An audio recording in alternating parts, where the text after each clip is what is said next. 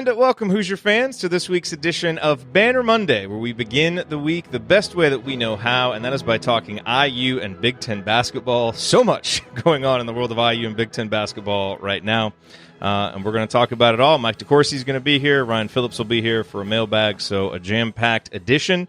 A couple quick housekeeping notes off the top. Coming up this week, Assembly Call Radio on Thursday night, and then, of course, the IU Notre Dame postgame show on Saturday as soon as that game ends. Remember to keep SeatGeek in mind for tickets, whether you're trying to get last-minute Christmas presents or pick up tickets for the rest of Indiana's games, both in the non-conference, big game against Arkansas coming up soon, and then also for Big Ten play. Use the URL iutickets.shop. That'll take you right to the IU basketball page, and use that promo code ASSEMBLY to get $10 off. And then, of course, remember our friends at Home Field Apparel, homefieldapparel.com. Use the promo code ASSEMBLY20 to get 20% off the most comfortable and unique IU apparel anywhere. All right.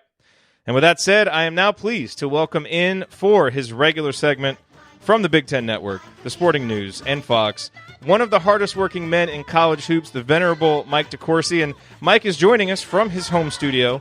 And since he's associated with the Big Ten and he's at home, we know that he's winning. How you doing, Mike?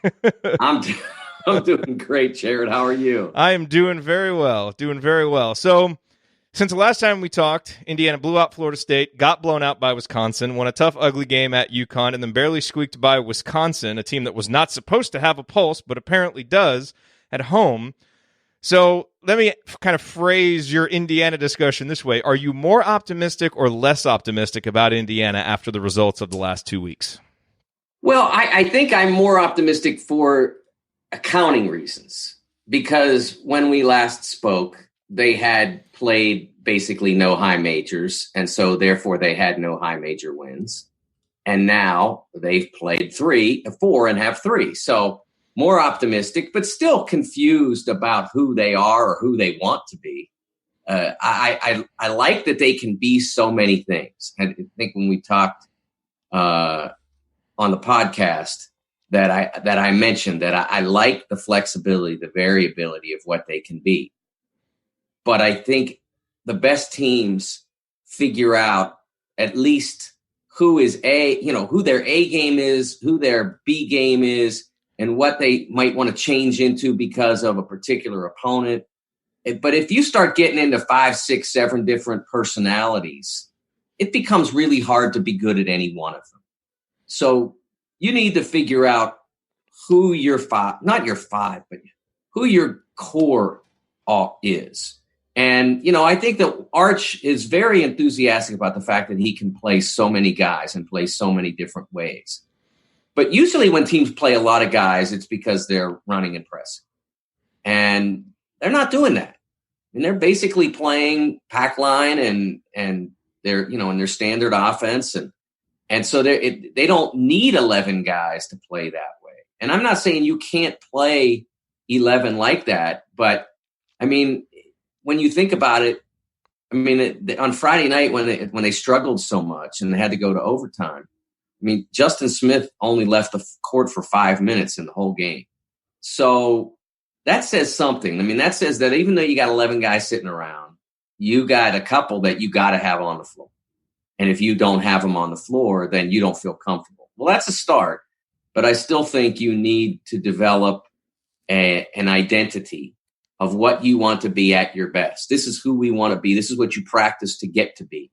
And I haven't really seen yet what they want that to be. And I think part of the reason we haven't seen that is because they can't get 5 guys to play consistently on defense together. And so that becomes, okay, then we got to do some other things so that we can be good enough to win this game.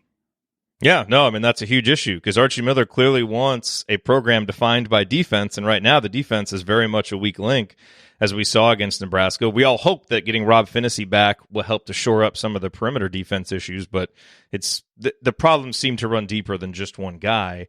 And that really leads into my next question, which is that Nebraska really seemed to show a formula that is going to be difficult for Indiana to contend with, which is to spread out the floor on offense, pack the paint on defense. How would you expect or would you suggest Archie Miller try to adjust, given the personnel that he has, as the scouting report starts to become more standard for this Indiana group? Well, I would start by saying that spread out the floor on defense should not, on offense, the opposing team spreading out the floor on offense should not be a problem for this Indiana team. There's no reason in the world why Al Durham struggled as much against the bounce as he did on Friday night. He's too dynamic as a player, and he certainly got solid length. So there's no reason why he shouldn't be able to guard a dribbler, but he really struggled with it. Rob is supposed to be a very good on-ball defender. When you're going against a perimeter that has three guys that can bounce it, you're only as good. Your defense is only as good as the weakest guy against the bounce. I mean, it's really that simple. When Kentucky played last year in the Elite Eight, and they were going against Auburn's two great guards, whoever they switched Tyler Hero onto went off. And Ashton Hagens wasn't great, but he was fine. And so the guy who Hero would defend would go score 10 points in a row. And then they'd move him onto the other guy, and that guy would score 10 points in a row. And so that, if Rob is an improvement in what you have against the ball, that's good. But if you have a team like Nebraska that's willing to let any of its three perimeter guys drive it, then all three guys have to be able to stand up the ball, and the help has to be good. And there are a lot of different factors, especially when you're playing a defense that's designed to be tight. And that's where the post comes back into play. Joey Brunk is so skilled as an offensive player, and he's got very good feet. But defensively, his positioning is inconsistent, and he gets the team into trouble sometimes with that. And he proved himself so valuable on offense, especially in the second half against UConn. But at other times in the Nebraska game as well, he did some really nice things. But if Joey were standing up defensively and playing good position defense and playing good ball screen defense to a lesser extent, those things are things that you can keep him in the game and get everything he has to give you. But right now, that's problematic. De'Ron's not really an answer there either. And so they continue to look for somebody or to try to get the guys that they really want to play those minutes to handle the interior. Again, you don't have to necessarily be this elite shot blocker, but you have to play good position defense so that the guy inside isn't getting easy touches and then being able to roll into either hand to score. What about on the other end, offensively for Indiana? Obviously, getting to the free throw line, crashing the offensive glass, the 2-point field goal percentage has all been good, but especially in these Big Ten games, Indiana's really struggled from the outside. How do you see that as we go forward this year? Well, I think first of all, it's good that they're getting good shots. I mean, I think that a lot of the shots that they've missed have been quality shots. I think there have been some. We talked again on the podcast about certain circumstances in which guys hunted shots.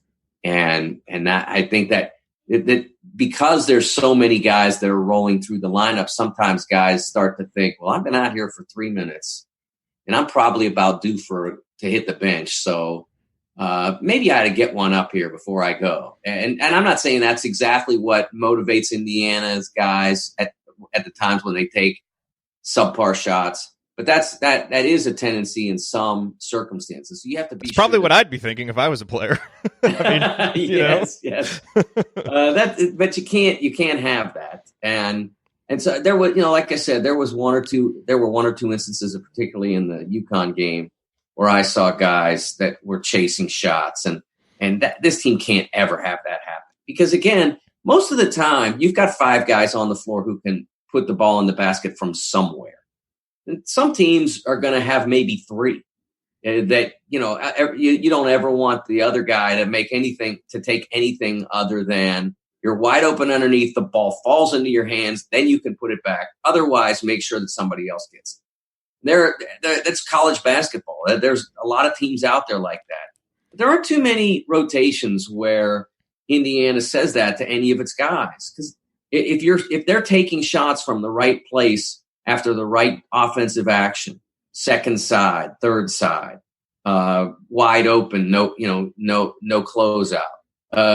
Obviously, something that's that opens clear in the lane. I mean, although all those circumstances, there isn't anybody on this team you'd say don't take that shot. So what they have to become is more consistent in terms of their execution. And I think that comes back to Rob being a full-time player. I think he's got to start. I think he has to enter the starting lineup so that you can start to get the ball flowing in the direction that you want. I love Devontae.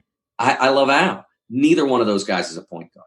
They can play it, but they're not. I mean, it's one thing to be able to take the ball because Finney is in foul trouble. And okay, so we got to trust you for this time. But that's not who they are. And so they don't open the game necessarily with a full understanding of how to get the offense to where it needs to be. Both of those guys are where it needs to be in certain circumstances. So you got to get Rob into the starting lineup and let him do his deal. And I think that to an extent, what we see over the next couple of weeks will give them that occasion. Now, I mean, somewhat that depends on what kind of fight Notre Dame puts up. You know, how much of an opportunity that is for them to get better, and how much of an opportunity is like the Nebraska game was. Let's just get this one in the books, man. Get it as a W and move on. That all depends on how sharp Notre Dame is. They've had games where they were awful and games where they were really good, and so you know, obviously, it's your job to make them look bad. Yep. Let's talk about the Big Ten. Start out with power rankings. Do you want to just go Michigan State first? 12 teams tied for second, and then Northwestern, or I thought maybe we could just make them all. Yeah, make them all, since they're all basically the same team, home and road. Yeah, no kidding. Ohio State is number one. Although it's funny because I heard so many people, and of course I don't talk about the polls, so it wasn't me. I can swear to that. But so many of my colleagues in the media. Ohio State has to be number one on Monday morning, or Monday afternoon. They have to be number one. It'd be ridiculous to keep KU and jump them up just because they were number two. No one remembered that no one wins on the road in the Big Ten, man. Right now, it doesn't happen. Literally. Yes, it does not. It's amazing. It's an amazing stat because,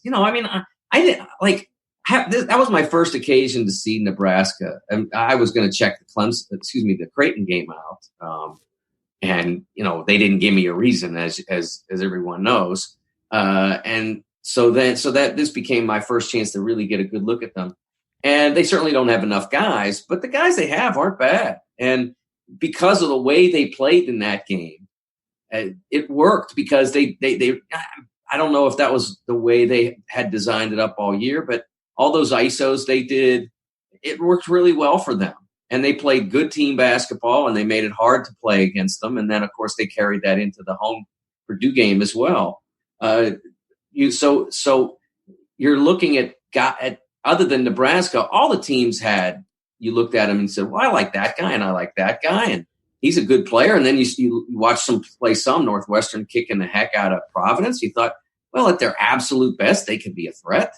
But that every single team at home has won and every single team on the road has lost is astonishing. Because remember, that's pretty much everybody, except like you said, Michigan State's the only one hasn't been on the road so far. So that's everybody 1-13. Let me ask you a question about, do you think that there is something unique going on about that? Or is this just kind of noisy data in a small sample size at the beginning of a long season? Like, are we going to look back on this and it's just like, oh yeah, that was crazy, but it normalized? Or is there something unique about this? It's always been harder to win on the road in the Big Ten than most conferences because most of the time the crowds are great. I mean, there are places you can go. Boston College, when's the last time they had a great crowd? I mean, that's, Florida State, a terrific program that often has not drawn well. Now, obviously, when they get Duke in there, I mean, they fill it up, but often not that tough to play against. And now the team is. They're terrific. And they may derive great confidence from playing at home, but the crowd doesn't make it the issue. And there are other places around the country in major conferences where that's the case. But that's not the case really almost anywhere in the Big Ten. Big Ten has always been the attendance leader in college basketball for like 25, 28 years, probably pretty much however long they've been counting. Mm-hmm. you go on the road in the Big Ten, and first of all, you're in for it with the crowd. And I think also, like I said, like Minnesota last night. I love Gabe Kalsher as a player. I love Daniel Atoru. Marcus Carr has really given them something. They got 5 guys that anybody would be happy to have on their team. Now, they may not be 1 to 5 on everybody's team, but all those guys can play. So, so you get them in an environment where they're confident and excited, and a couple of shots drop, and the other couple of the other guys shots don't, and all of a sudden things start to go their way. So I think by the time we get to the end of this season, it will have normalized. Ohio State's going to be Ohio State and Maryland and Michigan State and Indiana, and whoever, if Purdue straightens their deal out. They're all going to be up toward the top, and then there's certain teams that are going to be down toward the bottom. And then the fight is going to be, trying to be 8, trying to be 7, because that's where somewhere in there that line will be drawn, and below you won't make it. So I think that we'll see it normalize in terms of overall records. But I do think that it always has been difficult to win on the road in this league, and I don't see that changing this year. From these first 2 games of the Big Ten season, what players or teams really stood out the most to you? Well, I think the first thing that I would say is that I think Caleb Wesson's had some really impressive performances. Georgie Bashanishvili, I some of the stuff that they did with the high-low with him and Kofi Coburn, really impressive. Georgie had 2 of the best plays I've seen all year. One was a ridiculous dunk, and I would never have known. I've watched him play for a year and a half now. I had no idea he had hops like that. He was like James Worthy. That's what he reminded me of when he came in with the one hand. Only difference was James did it with the right hand. It was an amazing dunk. And then a great play not long after that in the Michigan game, where Ayo Dosunmu came down the right side, where he really likes that right-hand drive down the right side of the lane. But he got closed out, and I'm trying to remember who it was. I think it was Isaiah that came up and closed, and I tipped it, and it tipped high. It didn't go, it wasn't a rejection. Livers tipped it, and it floated. And so it floats up, and it's going to land about 2 feet short of the rim. And Georgie Gus comes flying in to grab it and lays it in. And there was no reason in the world why he should have known to be there, except that he's Georgie. So love what he's doing, and really have been impressed by that. And then Anthony Cowan. Anthony has been, honestly, I always liked him as a player and thought he was a really first-rate Big Ten point guard. He's playing like an All-American, and I don't think I ever thought he had that. He's just been so consistent. He's really expanded his range while everyone else is struggling to shoot consistently from 21 and a half or whatever the distance is exactly now, 22. They've changed it so many times. I used to know 19.9, that was like one of those things I remembered like my birthday. And they've changed it so many times since then. Now I don't know the exact number anymore. But others are struggling to shoot from there while he's out there shooting from 24 feet with ease and comfort. He's been terrific. You mentioned earlier, kind of this discussion about how Ohio State, had to be number 1. And we got a listener question for you about that from Patrick, who said he'd love to hear you discuss the nuances of how national media members perceive teams and then vote on a weekly basis for the top 25. Because as he said last week, quite a few ranked teams lost, which contributed to multiple bad losses for those ranked teams and where they are in the ranking. So what is your perception of how that works? Oh man, it's such an interesting concept. First of all, I don't understand why anybody votes. It's if you're doing it right, it's a lot of work, and they don't pay you. Like if they paid you, it would make sense, right? Like if they throw you a few bucks a week, you'd be like, okay, I'm into that. That's another way to make a buck. And I don't know how there's like 18, 20 weeks in the poll. They buy a Christmas present or two, but they don't. They just want you to volunteer. So I think everybody that does it is nuts. That's first. Second, but in terms of how they do it, I think they try. The ones who are conscientious, and I don't know what the number of that is, I think they try to evaluate based on resume and what you've accomplished. And, some of that is how little you've lost, and some of that is how much you've won, and some of it's who you beat and how you beat them, and some of it's who you lost to and how you lost to them. But it's obviously, because everybody plays disparate schedules, it's hard to always measure that. It's really difficult, especially early in the year. And, the reason I know that it's too much work to not get paid for is that in the early 90s, I did it because it seemed like an honor.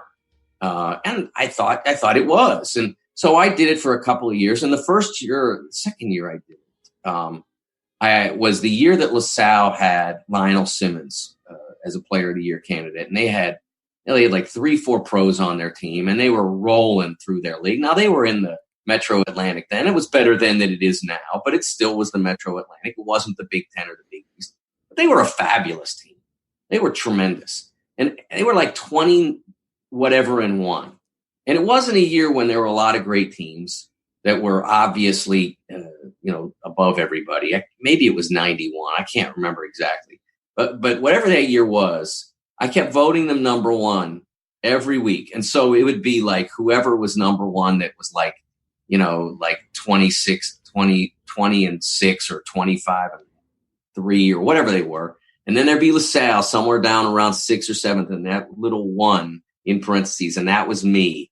And when they had a reunion for the team, I wrote a note to their SID, and I said, I'm insulted I'm not invited because I voted for you guys. I was 1 every week. But it's frustrating because that kind of achievement, it's really hard to get people to pay attention to it. Murray State, 2012, when they went undefeated all the way to like February 20th or whatever.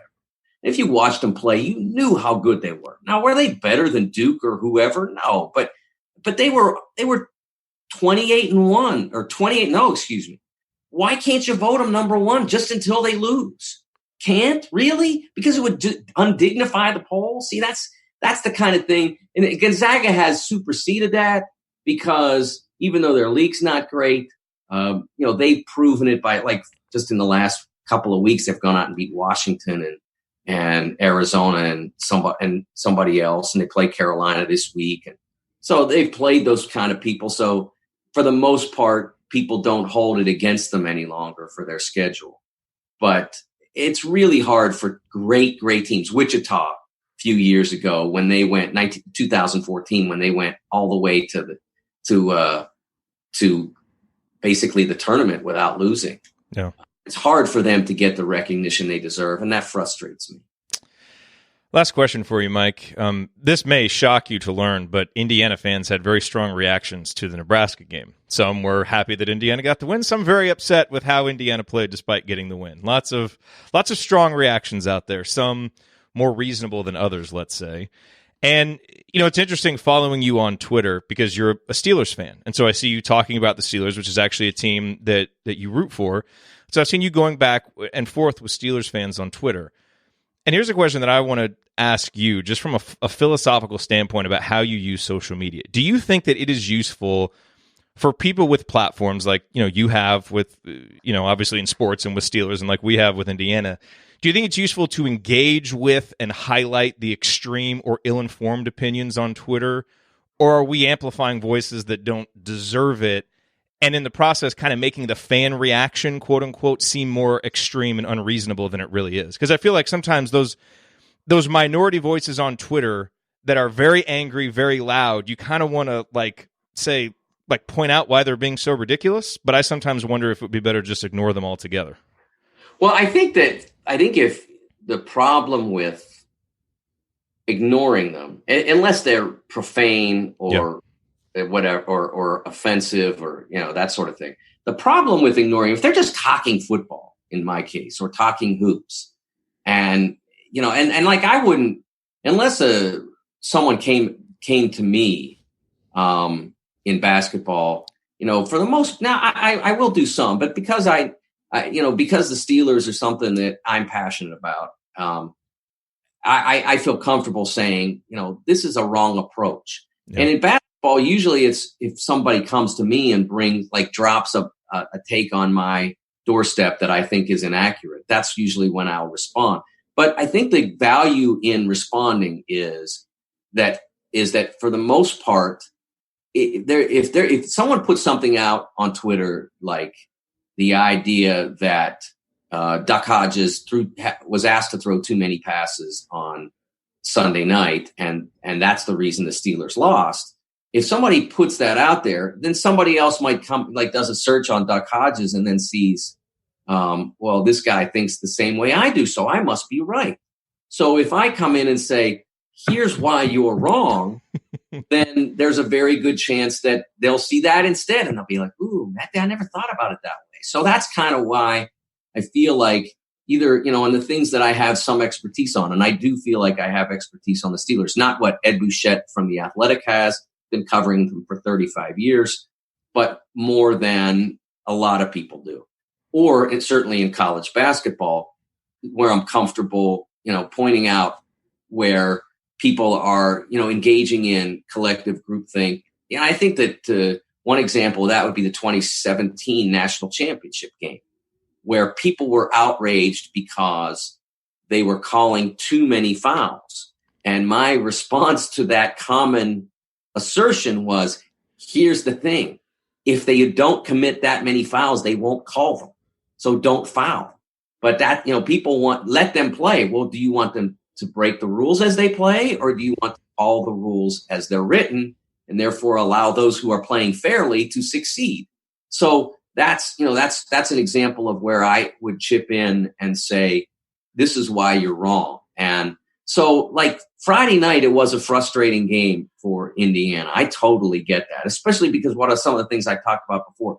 The inability to handle those ISO dribbles and how much that damaged the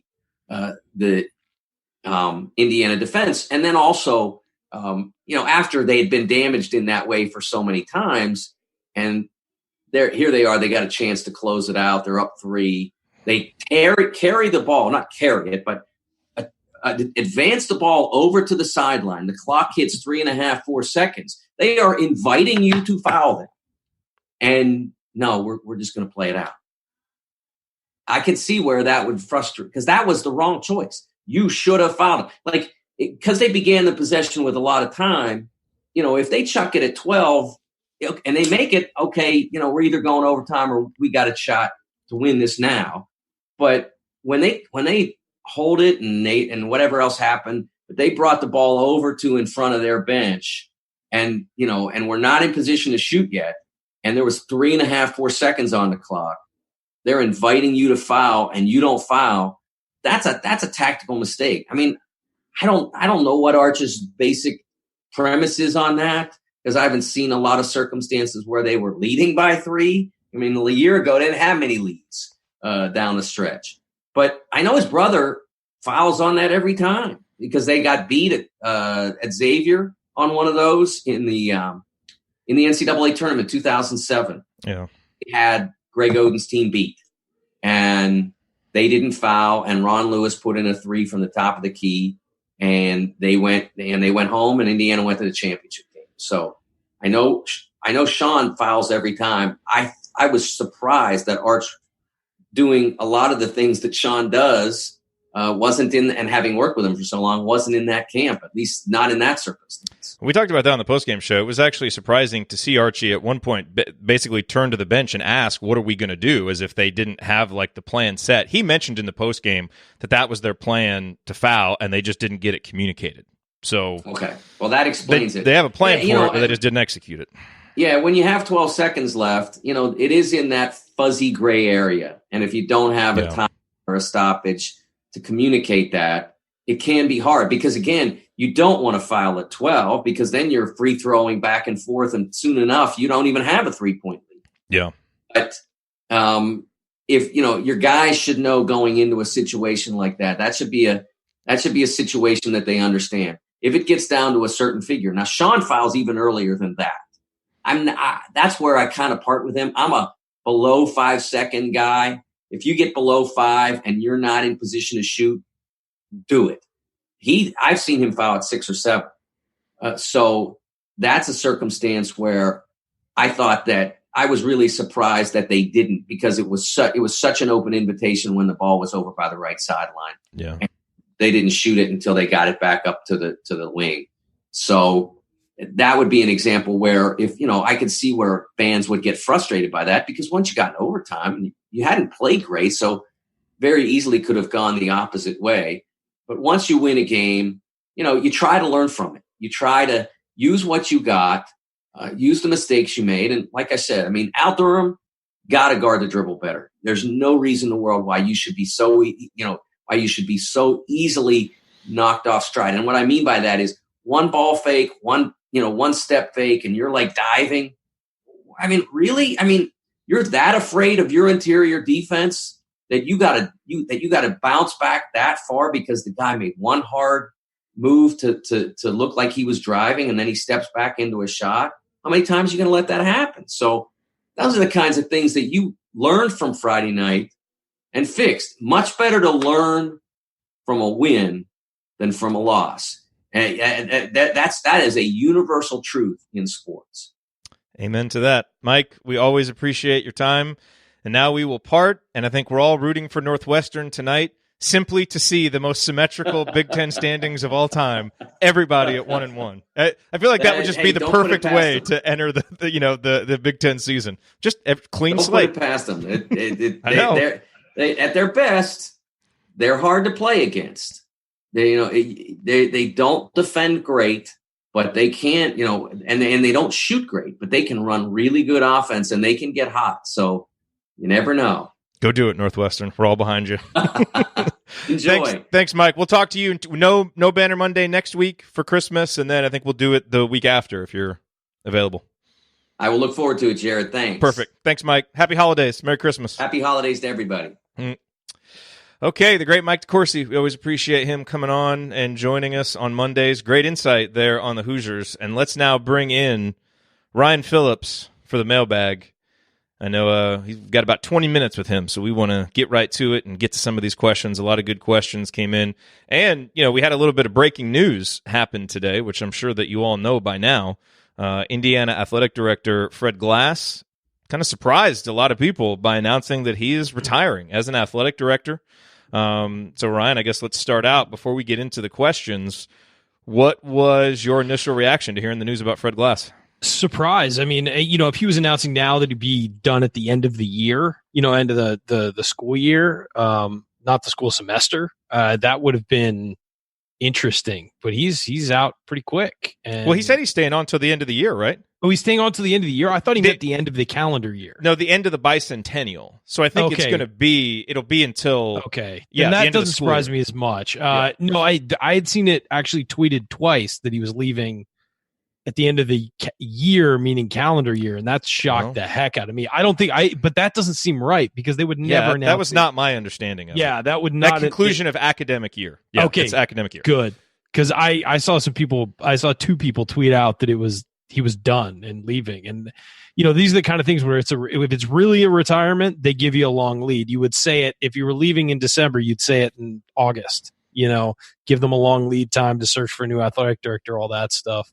Look, I think Fred Glass has done some really good things as the athletic director. I think he's fallen short in some areas. He probably it felt like he held on to Tom Crean a little long. I know they won the Big Ten title, sort of towards the end of Crean's tenure, but it felt like that was falling apart for a long time. I think that a lot of people were satisfied with the coaching search and finding Archie Miller.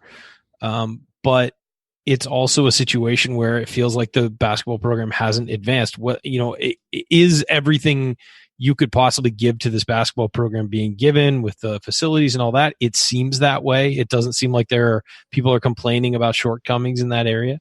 The football program has certainly advanced under his watch. It took a while, but it's finally looking like there's some traction forward, and there's been some investment there. Baseball program has certainly been outstanding under his watch. I think some of that credit goes to Rick Greenspan for getting the approval for the new stadium under his watch. A couple of these things, you have to kind of combine with other people, because Rick Greenspan, I know he has a lot of detractors who look back at his tenure negatively, and I understand why. but he also brought in Terry Hepner, who was a positive for IU athletics. And he was the guy who got the agreement for all the new facilities, the Cook Hall. He actually got the board of trustees to sign off on a new basketball arena that never got built. He got them to sign off, much to your chagrin. I know. He got them to sign off on finishing enclosing the football stadium and building the new baseball, softball complex. Those things. Those are enormous investments. And I think that Fred has run with those. I think the women's basketball program is in a lot better shape than when Fred showed up. Soccer has continued to be a perennial, national title contender, and they're going to get a renovation to the facility from what I understand. So, there's a lot of positives in the IU athletics department.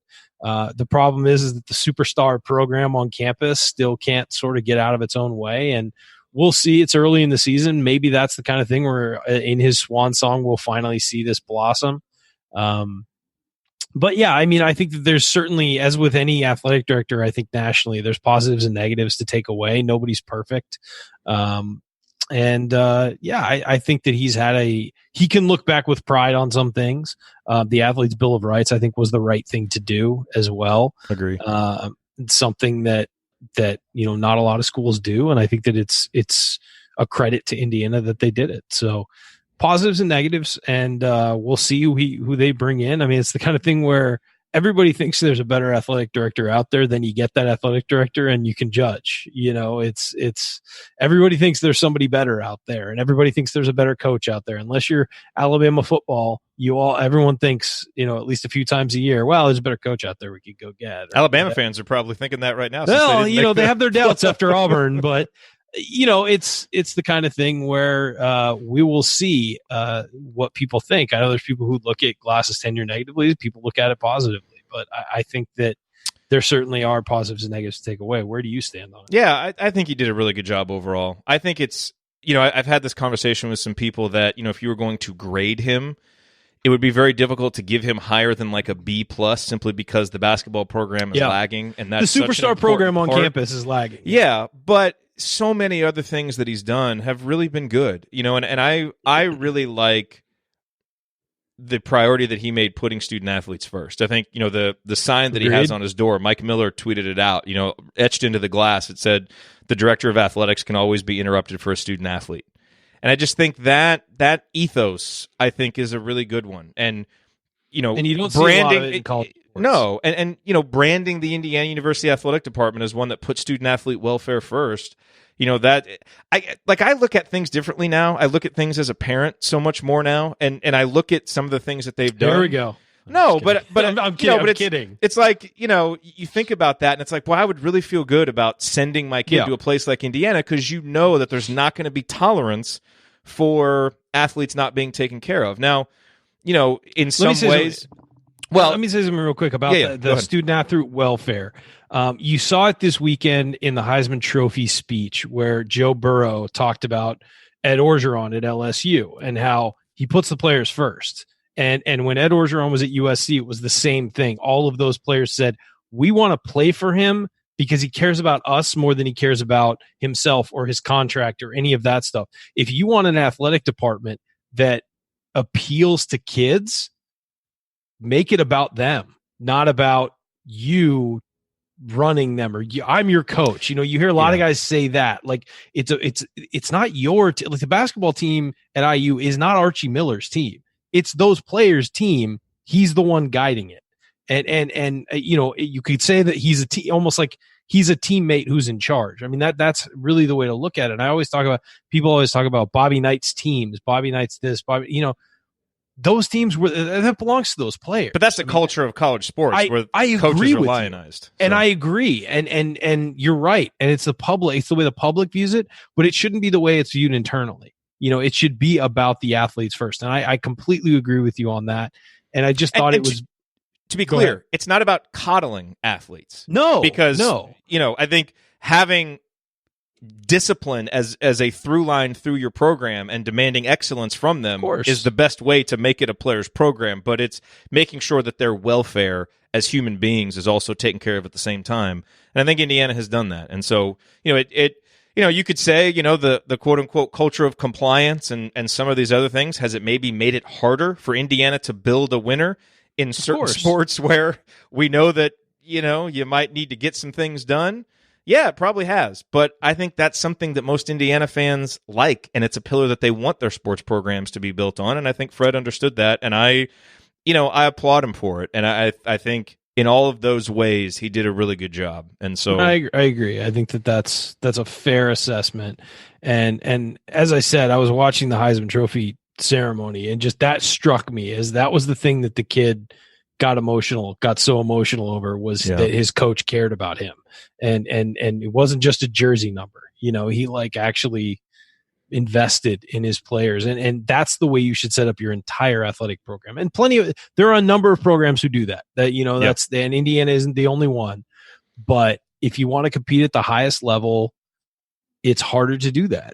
It's harder to treat players as people and not production numbers and things like that. And you have to keep that in mind. So now it'll be interesting to see, can they find someone that can build upon those things that Fred Glass did, and also get a new arena built. And it's interesting. We'll have plenty more to talk about that. Obviously, some names have been bandied about for potential replacements, but sure. We'll talk about that more as that search moves on. Let's hit a couple of these let's questions. Talk about Nebraska, huh? Yeah. Oh yeah, you weren't on that. That's right. You weren't on the postgame show. All right, you want to provide some thoughts?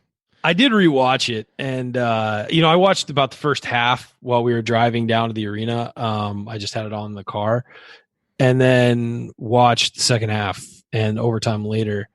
A lot of ugliness. A lot of guys shooting shots they shouldn't shoot. Armand Franklin and Demezy Anderson and Justin Smith combined to go 0 of 9 from 3-point range. Not exactly what I'd love to see. Justin Smith shooting 27% from 3-point range. He shouldn't be firing off shots like that. Armand Franklin, not a 3-point shooter. He's shooting 14% from 3. Demezy has hit some, but he should also know that if he misses 2, he probably shouldn't shoot a third, unless he's standing by himself wide open with no, alone in the gym. And if that's the case, you should probably drive to the rim. But I just thought that was what struck me the most, was guys just taking really bad shots, and shots that they know they shouldn't take. Think about it this way. They were 5 of 25 from 3 and still shot 47.1% from the field. That should tell you something. You're better at shooting 2s than you are at shooting 3s. Go shoot a 2 or get fouled, because they also shot 71% from the free throw line and made 27 of 38. That's what it told me. I'm not dogging those guys who played, but know your role, and Armand Franklin's role is not to fire 4 3-pointers in a game. It just isn't. He's not there yet. I hope he gets there eventually, but he's not there yet. So just, I'm not trying to pick on him. It's just an example of, the thinking process in the game for those guys. And I also thought, look, on the positive side, Rob Finney looks like he's back and really finished strong. And, if you get that out of him every game, this team's going to win more games than it's going to lose. Yeah. And, of course, the perception of that Nebraska game has changed some with the fact that they beat the pants off Purdue at home. It certainly seems like Nebraska kind of came into that with everybody thinking, do they even have a pulse? And clearly they do. But, a lot of warts for Indiana to clean up. But as Mike said, it's good to learn those lessons in a win. And that's, by the way, also, when has Nebraska dumped in 12 3-pointers in a game this season? They weren't shooting very well coming in. And is it me, or does Hoiberg's team play a lot like Green's team did? That really high spread the floor, shoot a lot of threes, drive and kick. That was basically like watching an Indiana Green team. It really was. And it absolutely was the perfect offense to run against our defense where it is right now, with our inability to control the point of attack. So it really, it's going to put a lot of things on film for Archie to teach this team with. And now they've got a full week, and you're sitting at 10-1. So even with all the issues that there have been, still a really good start overall for Indiana. Now if they can, get Rob healthy, and hopefully everybody else is healthy, and you learn from it, obviously still a lot of big opportunities in front of this Indiana team. I missed Devontae only played 15 minutes. Did he get hurt? Yeah, I have not. I know he'd been hobbled coming in. I have not been able to tell if he had an Achilles issue before the game or if he hurt it during the game. But there's something going on with his Achilles. Okay. I've tried to talk to some people, and I haven't gotten like anything kind of definitive on how healthy he is, but it's definitely a bit of a concern that's lingering. He's been in the back struggling of my for a mind. while. I know he's Yes. been hobbled for a while. Yes, so. and I don't think those struggles are just Devontae being Devontae, because he hasn't quite looked right physically. Now, some of it is, because some of the shots he's taken and some of the decisions he's made hasn't been good, but I'll be very interested to see that. What is his availability and what's his health like Saturday against Notre Dame? I also saw that Joey Brunk led the team with 4 turnovers. I don't think I want to know. Do I? No, you don't. Okay. You don't. Just leave it there. Yep. Leave it there. Okay, so someone mentioned in the chat, why is the pack line not functional at IU, which leads us into one of the other questions that we got from Jack, which is sometimes I wonder if our team, other than Rob, really understands what in-your-face defense really is. Maybe Archie should show the guys films of the type of defense the 75, 76, and 81 teams played. What do you think? Yeah. Defense. Well, I mean, I think if you put Quinn Buckner and Bobby Wilkerson at the top of this defense, it'd be awesome. So to this specific question, why is the pack line not functional? And it has been at times. This team has played really, really good defense. Why is it struggling in particular this year? I think there's 2 reasons. One is Indiana's inability at the point of attack. Like, Rob is a good on-ball defender. Al Durham, God love him, it feels like he's playing defense on his heels a lot more this season than what we've seen. And so he's struggling to contain dribblers. Armand, I think, has potential to be a really good defender. He's just a little bit inconsistent now. And Devontae has been up and down, in part, I think, because some of the injuries he's dealt with, and in part because he's kind of an up-and-down player. And then, when you have guys like Demezi and Jerome on the wings, they're trying, and they're better, but they're still vulnerable. So when you have that on the perimeter, inability to stop the dribble is the answer. It puts you into constant rotation, and the pack line, like, that is a fundamental principle. It's the first thing that has to happen in the pack line. And then the other thing is you've had some inconsistency with your post guys. Joey Brunk is still kind of learning, and we've talked a lot about his issues with hedging. And Archie even talked about with Trace, he's got to be a guy who doesn't coast on defense. He's got to pay attention more to the details, and he's still learning the system. So I think those 2 issues are creating issues at the point of attack and then issues with help and rotations that other teams are just picking apart right now. And so both of them are going to need to get fixed for this defense to kind of be the solid, cohesive unit that it needs to be. So the pack line itself can work. It's not like now the 3-point line is extended a little bit and the pack line is obsolete. Right now, our guys just aren't executing. There haven't really been any types of adjustments. And it's just something that's going to have to get better. Individual players are going to have to improve, and the coach may have to make some adjustments if they don't. That, to me, is where we're at with the defense. Yeah, I mean, that's fair. I just think it's the inability to stop the dribble. And then, the tenet of the pack line is that you have help off the dribble. Well, when you have help, but the guy is piercing the defense deeper than he should be, that leaves more room for the help to rotate to his guy, and then more room for that help to rotate to his guy. And it's a cumulative domino effect. You've got to stop the ball, as you said, at the point of attack or at the crease where the offense wants to drive in. Yeah. And, I saw someone here, I have my doubts about the pack line. I do too, but it's in this vein, I have doubts about the pack line. If you're going to run it, you've got to be committed to it. You've got to recruit to it, and you've got to build your program around it, which means you need guys who can do all the things we just talked about in their skill set, and you need guys who stick around and are old. This Indiana team still is working in a bunch of new players. Like, we haven't reached that point where we've gotten old and are going to stay old yet, and I feel like you need that for the pack line to be successful. Now, should it be like that in year 3? That's a fair discussion. I think that's why we're all a little bit frustrated, but that's still why I'm not yet ready to just pin it on the type of defense. Our program still isn't ready to run it the right way, unfortunately, and there are different reasons for blame there. That's a different conversation. But if it comes just to the defense, I think you got to at least be fair that you got to get the right guys running. When run correctly works. Yes. Any system when run correctly works. It's whether it's the motion offense, whether it's, a zone defense, whatever. If you run it the right way, it can't be beat. That's why they made the system. But the key is offense is going to try and find holes in your system, and you have to outsmart the offense or just beat the offense straight up. I mean, that's the way it works. Everybody runs versions of the exact same thing. It's about who runs it the best. Yeah. And to Joel's point in the chat, has Al ever guarded the other team's number 1?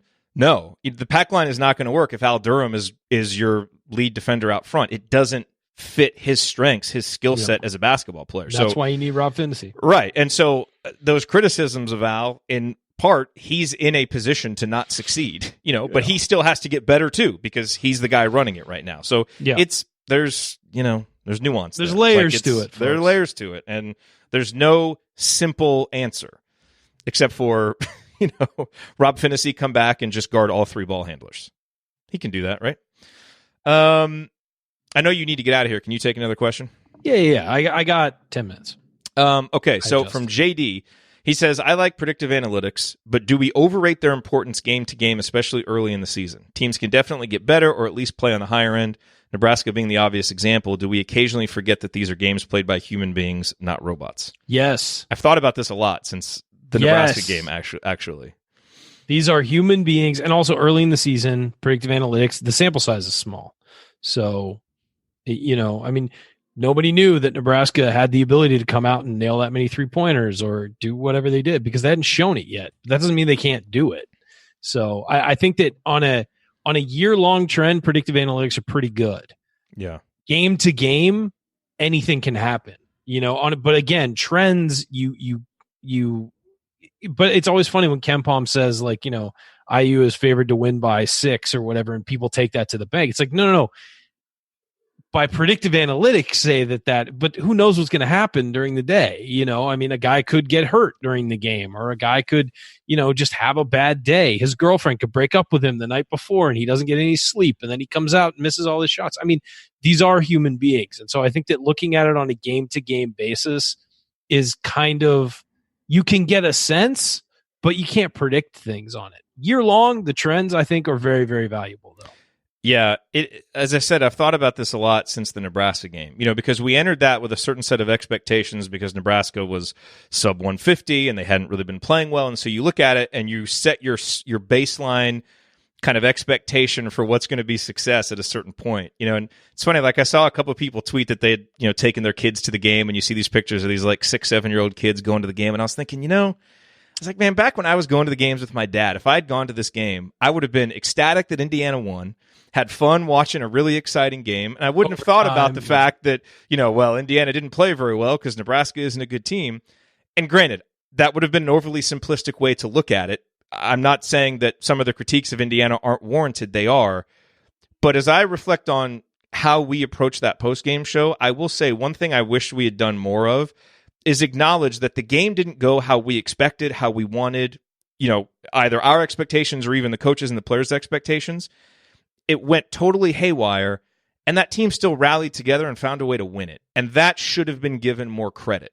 Because relying on its 2 most important players, too, if you notice that. And that's how often have, Finney and Trace Jackson-Davis spent time on the court together this year, let alone led Indiana to a win. I thought that was the biggest development for me in that overtime was that Rob Finney took over, and so did Trace Jackson-Davis. Those were the 2 guys that they relied on. And that Demezy Anderson was a gold jersey winner on the court at the end of the game and made hustle plays and made free throws.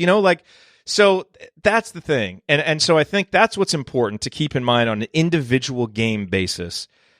Anything can happen, and you've got to go with the game that was played. Now, yes, in a macro sense, you want to look at the trends, and that's something that we try and do here is how did what we saw tonight project forward and what improvements need to be made and all of those things. And I think those are totally fair angles to take. But I do agree with some of those folks who have pointed out that, more credit should have been given for winning the damn game. Because ultimately that's the name of the game, and that game went haywire. And it's, so many warts, but they won. And there was a Big Ten win. Good things to take out of it. So, yeah. You bank a Big Ten win. You sure do. That's what you take away from it. And you take away all the negative play that you're going to put on film and get to learn from.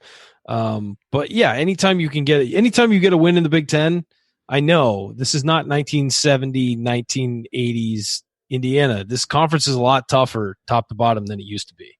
Just there's more talent, there's better coaching, there's all of that stuff, and there's more money involved, which means that you're going to get better coaching, better, player development systems, everything, everywhere. And so games are tougher on a night-to-night basis than they used to be when all of the recruits were concentrated at 12 schools. Yeah. It's a different world.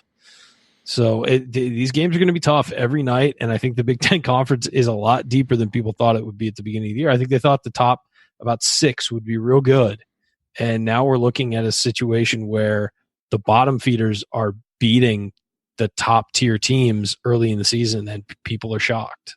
Yeah. Now, Hoosiers better play better because they got to play better. It's definitely fair that I think if they had played that way against 12 other Big Ten teams, they'd probably lose. Sure. If they play that way Saturday, they're going to lose to Notre Dame. So hopefully lessons are learned. Guys play better, to the extent that fatigue from the New York trip was an issue. And I've actually had a lot of people tell me that is pretty legitimate in this case. Obviously, you have a whole week here to get past that. So let's go. That was a quick turnaround. I didn't even think about that because it was a Friday game. It felt like a Saturday for some reason for me on Friday, so I didn't. Yeah, and they didn't get in until 5 a.m. I guess that next day. No. So I kind of dismissed that initially, but I've actually had some people say no, it was actually somewhat legitimate in this case. It's the end of the semester too, so there's a lot going on. Yep. Last question for you, Ryan. Any theories on all the upsets and close calls in college basketball? I just think that there's more parity than ever. I mean, it sounds a really cheap thing to say, but it's so true. There just is, and here's the numbers back it up. Like even if you look at the KenPom adjusted efficiency margins, they're all like closer together. There's usually a wider margin from the top to whatever number you're going to look at. It's just clustered together more. Here's the thing: 25 years ago, there were about 24 teams that regularly got their games on national television. Now every game is on national television somewhere. It's easier to recruit somewhere when you could say, hey, we're one of 24 teams that, has this game. You'll get exposure on national television. You'll get this, you'll get that you won't get at other schools. Well, you can't do that anymore. And so there are guys who, and also there's more highlighting of recruiting talent also. I mean, you've guys ranked into the 500s in recruiting rankings. I mean, in football, it goes into the 2000s. You're finding more talent. They're mining this talent that wouldn't have gotten a scholarship 20 years ago. So what you're seeing is a lot of schools invest in athletics, invest in player development, invest in those things. And you're seeing very low tier schools. You're seeing 200 level teams with teams full of recruited players or transfers or whatever who've been at big schools. And you're also seeing those players then getting developed and getting to play on national television and being invested in the program, as opposed to maybe years ago, they would just it would almost be like a glorified rec team, So you're seeing just a depth of talent and a depth of coaching and a depth of development that you weren't seeing 20 years ago. And that's the difference, is that also these kids, instead of playing just their 30 high school games a year, they're playing 200 games a year, and they're playing in weird places. They're traveling all over the place. So when they have to travel to go on the road to North Carolina or something like that, they're used to traveling and playing. It's not like this is this odd, crazy thing to get to go, play in another state and face really good competition. They've been doing that in AAU for years. And so I just think that there's less of a curve that falls off after the top 50, 75 teams than there used to be. It's more of a steady, slow decline. And those teams on a good night can jump up and catch those top tier teams anytime. So I just think it's, if you're looking for why this didn't used to happen, that's why. It's that these kids are playing top tier basketball for years before they get the chance to play in college. Whereas they used to just play, when I was playing, we played our 30 high school games, and we played some travel games, but we played them around California. We never left the state to play basketball. And that was, 20 years ago. It wasn't that long ago. And so this has completely changed the way that, people play basketball and the way that kids develop. And, so yeah, I think that has a lot to do with it. And I think the exposure these guys get at again, when a team goes into North Carolina, it's not like they're not used to being on TV. Every game they play is almost certainly on TV. Yeah. So again, I just think that there's a lot of these kids are way more prepared for that kind of stuff than they were years ago. Where do you think the difference is? Oh, I absolutely agree with everything you just said. I think you're spot on. I just think there's a lot more parity. I don't think the elite teams, quote unquote, by like the number next to their name in the rankings, are as elite, and there's just not that big of a difference. Well, and think about this. The teams that bring in like tons of 5-star players are typically expecting to lose most of those players after 1 year. So you have a bunch of talented, high-level freshmen who've never played together versus some of these smaller teams who are coming in with seniors and juniors who have played together for several years, who may be far less talented, but are less better volatile. but are better playing together. Yeah. You know, and so it's that talent versus an actual team thing. And, you know, I'm surprised that we're surprised at some of the results, you know, when you think about it. Yeah. So, but that's why teams in the tournament, you know, that's why high talent teams with young players sometimes lose early in the tournament to lower level veteran teams, you know? Yep. All right. I know you have to go Thursday at Assembly Call Radio. You and I will not be there, but we will be back Saturday for the IU Notre Dame postgame show. Yeah. Who's replacing us? We're getting so I think Coach is hosting tentatively. Galen Clavio from Crimson Cast is scheduled to be on. I thought it would be good to get his insight on Fred Glass leaving. Hopefully Kroger does not have any sales on brisket or ribs between now and then, gone. because Done. then we'll get blown off so that he can cook and post about it on social media. Or maybe he'll make cookies. I don't know. No, we love Galen. I've actually learned a lot about cooking from him. So you have? Hopefully. Well, yeah, he posts about it on social media all the time. No, I mean, but you've used it instead of just entertainment. You've actually gathered. Yeah, like I try to actually, I try to learn something and use it. How's it worked?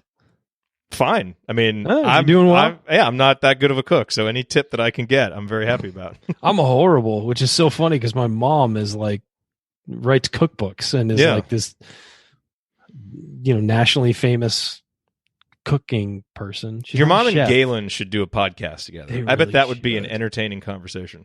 They'll meet at the meetup. Yeah. So maybe Just will be put them colliding. in the corner. They can talk cooking. Yeah. Talk brisket. Yeah. We'll talk basketball. Okay, last question for you if you have time from Joel. Sure. He's going to see Archie today for the radio show. Do you have a question for him? Compared to where you thought you'd be at this point of the year with how your team's playing defense, where are you? Like are you where you thought you'd be defensively? I think that's he's going to say no. He's already said that over and over. Do you want to probe a little deeper? Well, like into the why? What is the most? How about this? How about this? What is the most disappointing aspect of your defense right now? Okay, that's good. I would actually be interested to ask him about the play at the end of regulation, and specifically, like when he looked over at the bench, were they trying to figure out like what are they going to do, or do they have a set strategy for whether to foul, whether or not that they like practice? The 2-point conversion card or something? Yeah, but I just want to know, like, do they have something that they've practiced? Because it felt like there was some confusion there, and it seemed like he acknowledged that in his post game. I would just like to know the actual philosophy and if it's something they've specifically worked on for those moments, or if they were kind of caught with that as something they just hadn't installed yet. I'd be interested to know that. Joel, you got 2 options. Yep, 2 options. Absolutely. All right, man. All right, buddy. Should we talk Josh Allen now or later? We'll save that. It just turned down to the fact that what we consider good. That's really the difference. I know. That's funny though when you have a conversation. It's 20 tweets later, and you're like, "Oh, this is just a semantic difference." Okay. Good night. Just wasted an hour of my life on this. Okay, everybody. Coach Andy and hopefully Galen will be there with you on Thursday, and then Ryan, I'll be back to talk with you after the IU Notre Dame game. Sounds good. Later, guys. Yep. See y'all.